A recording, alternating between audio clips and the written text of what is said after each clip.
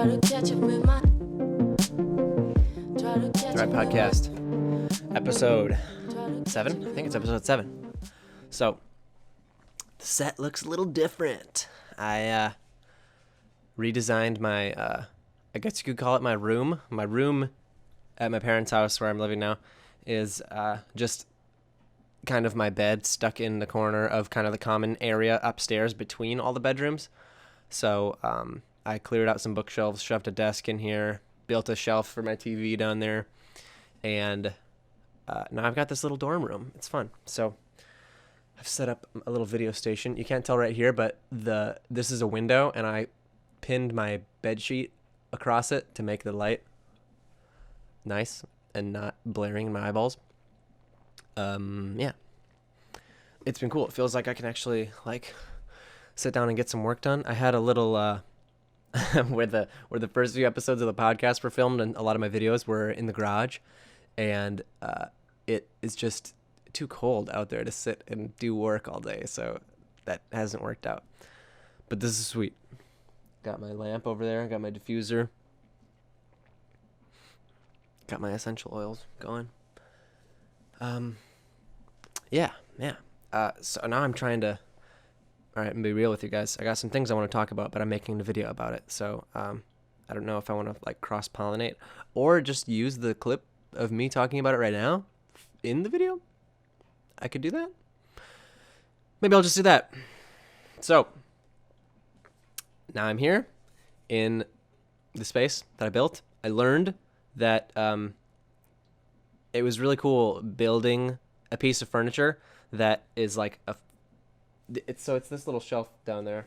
There'll be clips of it in the video I'm about to upload, so you'll see it eventually if you can't see it from this angle in the podcast. But it's really cool to build stuff with your hands that you use in life that looks kind of nice and serves a function to you in life. So all my woodworking subscribers out there, I get it. Cheers. That's cool. It's a cool feeling. Yeah, feels good. I mean, I wonder, it makes me think about just the, creativity is the word, not creativeness, in all of us that we all have. And, I don't know if just inherently somehow the act of doing that, of making stuff, feels really good, feels really productive, whether that's something that is just art that looks cool, that sounds cool if it's music, or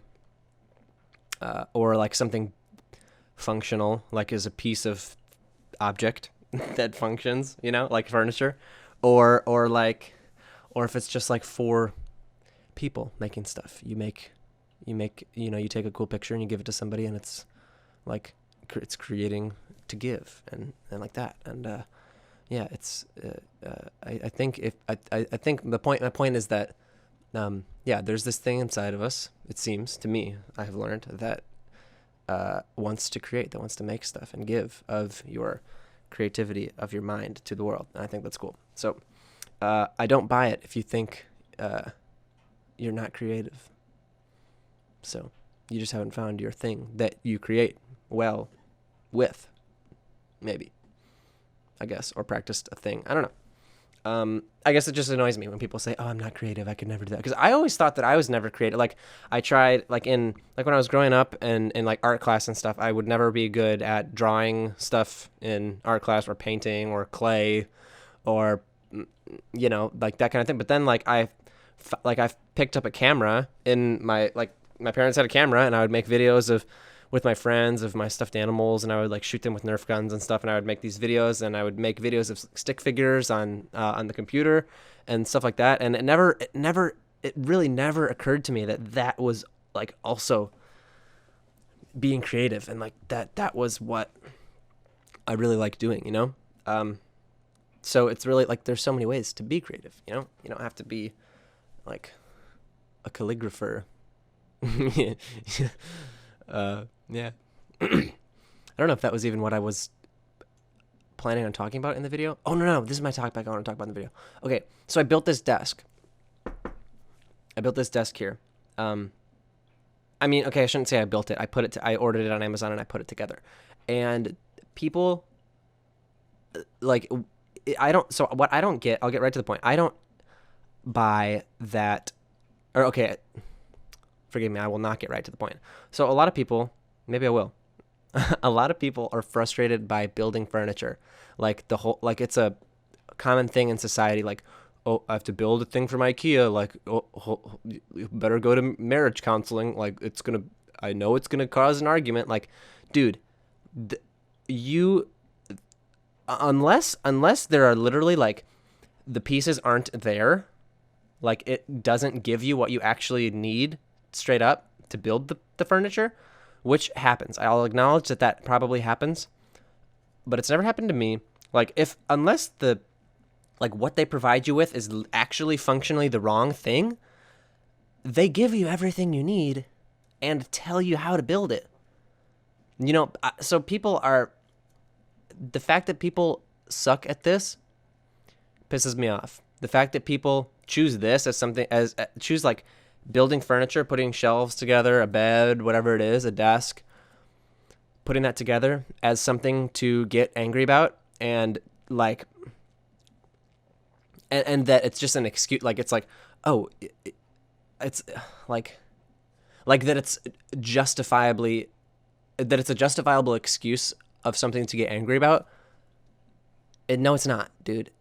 You just suck at following instructions, doing things in order, and being organized. Like, you lose pieces, so like you're not organizing the space that you're building this thing in efficiently enough. You haven't left enough time to build the thing. Like, there are so many ways that this is going wrong that are actually your fault and not the piece of furniture and the instructions fault. Like, if you get mad when you build furniture, it's your fault. That's my point.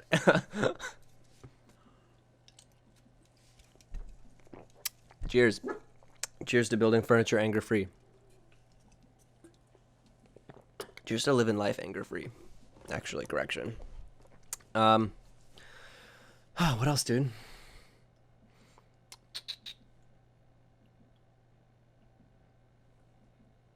A little dead air time. What else has been going on? Built this thing. I've been doing okay. I'm like 3 weeks in now to working out exclusively with kettlebells. I'm basically doing like kettlebell workouts at home and kettlebell and yoga at home. That's been it really. And I kind of like play basketball with my brothers and stuff too. But let's be honest, they're like 10 years old, so it's not like very hard work. And I feel great. Really good. I don't know, like there's not as much of a like so I come from like bodybuilding, like bench pressing, squatting, doing stuff with barbells and machines, and there's not as much of a like, oh, my muscles are absolutely pumped and are huge, and like I've worked my bicep and lat extremely well and done every angle of this exercise in the machine, and now I'm feeling huge. There's not that feeling, which is an awesome feeling. And excuse me, a feeling that if you've never had, you should, because it's awesome and it makes your muscles huge, and that's great. And so there's not really that, but there is the like good endorphin of but what is an endorphin, by the way? We say that like when good feelings happen, like it's a chemical, right? Whatever. So there's the good like post-workout feeling where hold on, you get the same great post-workout feeling, and like your body has been exerted, and like, and hey, that feels great and that's cool. But it's in like, it feels kind of dumb to just say like, oh, it feels functional, but it really just feels like your body's getting better at like being a body. You can kind of move through space well better. Like you can be strong in like random positions more is what I'm feeling. I haven't really felt like like injured at all really, which is good. I'm not really feeling just like random soreness, which I kind of tend to feel a lot in regular weightlifting. But so that's good. What was I saying? Sorry, I'm trying to get more. The part of my set that I'm working on right now is just Bucks highlights playing behind me, and I'm queuing up more of that because it didn't autoplay like I planned. There's an ad. All right, so like moving through, you kind of like move through space more powerfully and efficiently, like squatting down really low to grab something, or bending over on one foot to pick something up. Or like reaching far for something, like your arms all the way out here, you can still grab something and bring it back in. Like maybe that's just something I didn't notice more when weightlifting, or didn't pay attention to that much when weightlifting. But it feels like I'm doing things like that more now, I guess, after 3 weeks of kettlebells, Joe Rogan style training. I've been meaning to be like running up hills. There's this big sand dune behind my house that I'm sure you've heard me talk about or seen in my videos before, and I want to just start like sprinting up that thing. So I'll get to that this week. Yeah, so kettlebells, good. All right, my final point. We'll get to the elephant in the room. I've had a mustache for the last 3 days. The first reason it happened is I was just messing around shaving and then got distracted, and I went to work and like noticed it on my drive to work, and I still had it, and I was like, all right, fuck it, we're keeping it. And so now I've been keeping it, and it's been pretty funny to notice like that absolutely nothing has changed in my life. Like no one has acknowledged it. No, I mean, besides like my family, who I'm like, look at me, but like out in the world, no one has acknowledged it. No one's been treating me differently. I may as well not have it. So I think that's really funny that I have a mustache, but like it doesn't really matter. Like it doesn't really matter that I have a mustache. No one's treating me differently. Nobody's noticing it. Probably because there's not really much to notice. But just like that idea is funny to me. So I'm still doing it. My inspirations include Nacho Libre, Mark Ribillet. He's a music YouTuber. Joywave, Daniel, I think, is the singer from Joywave, which is a great band as well, has a mustache. And yeah, that's there's it. There's not really much substance to it beyond that. It'll be an era I can look back on, the era that I had a mustache for however long I do this for. Oh, something I want to do. I want to like have segments in my podcast. I want to have like a recurring thing that I talk about. And that, at least for now, that I've decided what it will be, is the album of the week. So comment down below your favorite album, and I'll listen to it for next week if anyone does it. Otherwise, I'll just pick one of the albums that I've listened to that week. This week, the album was, I just need to pull up the name of it. I mean, I know which album. Of course, Cage the Elephant by Cage the Elephant. Their first album. I listened to it.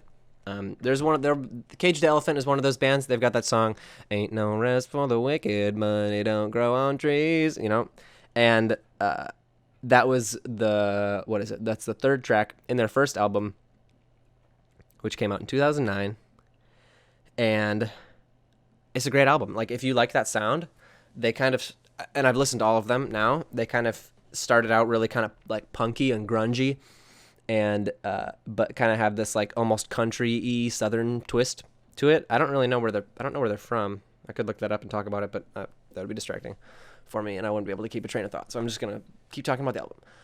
So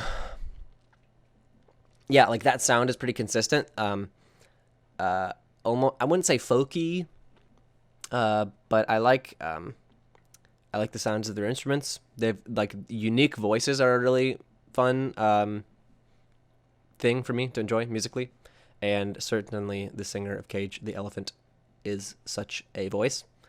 And yeah, cool album. I would recommend it. I don't know if it's I don't know how I rank it against their other albums, but it's certainly representative of them, of their style, and a great way to blow the doors open on their musical career, because it was a huge album, and they have like 4 more albums now and are still killing it. So God bless them. Cage the Elephant. Check them out. You can follow me on Spotify. I'll put the link for that in the description. I make a new playlist every month of music I listen to, because I listen to a lot of music because I'm cool and artistic, and you should be too. But yeah, I think that covers it.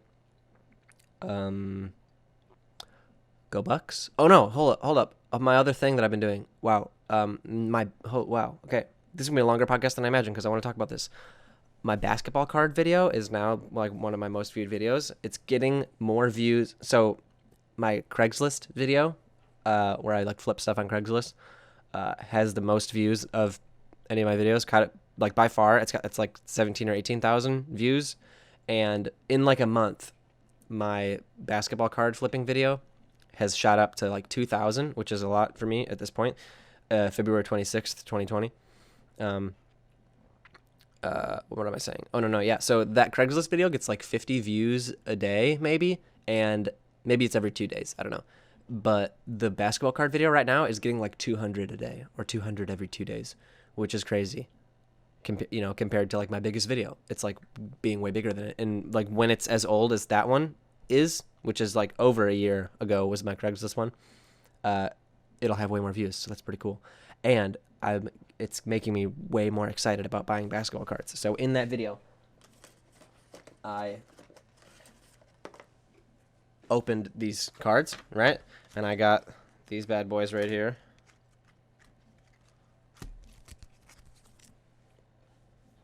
Zion Williamson, Ja Morant, rookie cards, NBA hoops. And I've learned that there's this standardized card rating company called PSA. There's another one called BGS, but I feel like most people use PSA. And you send the cards in to the rating company, and they're not the people that make the cards. It's a third-party company. So, and they'll rate all different kinds of cards, Pokemon cards, different brands of baseball, basketball, football cards. But I know basketball the best, so I've been researching buying cards, and then so you'll send your cards in, and it'll come back like this in this plastic case. Not this like flimsy plastic case. This I just bought this online, and the ship seller put it in here, but I'm just not gonna take it out because I'm just gonna sell this eventually. And it comes back with these ratings up here, and from 1 to 10 on how like mint condition the cards are. And this is a 10 Jason Tatum rookie card. This like emergent series. It's not like the standard rookie card, but like I think he's gonna blow up enough that this like other card that's not the main one will also blow up. But I'm buying a bunch of basketball cards. So the bar I work at, dude, is empty a lot of the time, and I just have the NBA on all the time, every day. So I like every game that's on national TV, I watch, and I'm up on the narrative, dude. Like I'm gonna be, there's money to make, dude. The insane velocity of views on that video of mine, like me, this random person out in the internet, making videos about with one video about basketball cards, like that's blowing up. So it has cued me in on the fact that this is a thing that culture is actually doing. Like there is attention here, and yeah, if you just like look at the sales of cards like on eBay, the prices are going up and up and up. Like they just keep getting sold for more and more. More people are coming to it. They're still making the same amount of cards, so that there is more supply. There's more demand than there is supply. And I watch sports, so I know like who is good, who's about to like get better within reason. You make it's like it's I guess it's gambling, but like you have a better idea of who's gonna do well. So I've been really into that, scrolling through eBay and like gauging the prices of people by looking at completed sales, and then looking at like what things are being sold for right now, and seeing if I can buy stuff for less than sales that I've actually literally seen happen in completed sales. Yeah, I'm gonna definitely be making more videos about that. One, because it's like doing great for my channel, and it's actually awesome and fun to do. So look forward to more basketball videos if that's what you came here for. And yeah, I think I'm actually gonna end the podcast this time. Boop. Cheers, guys. Take it easy. Strive to thrive. Almost 1,000 subscribers. We're getting close. 758. Have a good week, guys.